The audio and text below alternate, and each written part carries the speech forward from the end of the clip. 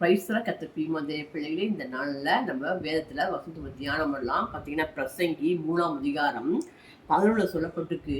அவர் சகலத்தையும் அதினதின் காலத்தில் நேர்த்தியா செய்கிறார், உலகத்தை உள்ளங்கையில் வைத்திருக்கிறார் சொல்லியிருக்க. ஆதலால் தேவன் ஆதி முதல் அந்த மட்டும் செய்து வரும் கிரியையை மனுஷன் அறியான்னு சொல்லப்பட்டிருக்கு.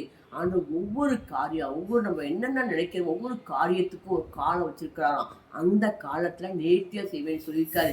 அதனால பார்த்தீங்கன்னா 1ஆம் அதிகாரம் 3ஆம் அதிகாரத்துல 1, 2, 3, 4, 5, 6 வருஷம் வந்து என்ன சொல்லப்பட்டிருக்குன்னு எல்லாத்துக்கும் ஒரு காலம் உண்டு. நட ஒரு காலம் உண்டு, நட்டதை பிடுங்க ஒரு காலம் உண்டு, அளவு ஒரு காலம் உண்டு, நன்னம் பண்ண காலம் உண்டு, கிழிக்க ஒரு தைக்க ஒரு காலம் உண்டு, எருந்து விட ஒரு காலம் உண்டு, சேர்க்க ஒரு காலம் உண்டு, அப்புறம் புலம்ப ஒரு காலம் உண்டு, நயக்க நடனமான ஒரு காலம் உண்டுன்னு சொல்லி. ஆனால் எல்லாத்துக்கும் ஒரு காலத்தை குறித்து சொல்லப்பட்டிருக்குது.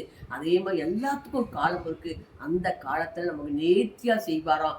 உலகத்தையே உலகையில வச்சிருக்க தேவன் நம்ம ஆராதிக்கிறோம். ஆனா அவர் செய்து வர கிரியை நமக்கு ஒண்ணுமே தெரியாது. ஆனா அவர் நேர்த்தியா செய்வார், அந்த காலத்துல செய்வாரு. அதனால நீங்க புலம்புற, எனக்கு ஒரு காலம் இருக்கு, அந்த காலத்தை கர்த்தருடைய எனக்கு என்ன தேவையோ அதை செய்வாருன்னு சொல்லி நீங்க அந்த காலத்தின் நேரத்தை காத்து கொண்டு இருங்க. எல்லாம் உலகமே ஒரு கையில இருக்கிறதுனால எதை குறித்து கவலைப்படாதீங்க. அந்த காலத்தை நேர்த்தியா செய்வாரு.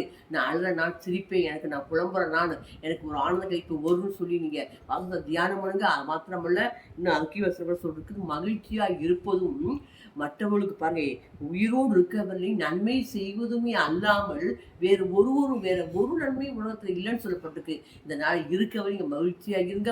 முடிஞ்ச வரலையும் மற்றவர்களுக்கு நன்மை செய்யுங்க. அதுவே பாருங்க, அதான் சொல்லப்பட்டிருக்கு. அதுவே வேறொரு நன்மையும் அதுதான் நன்மைங்களாம்.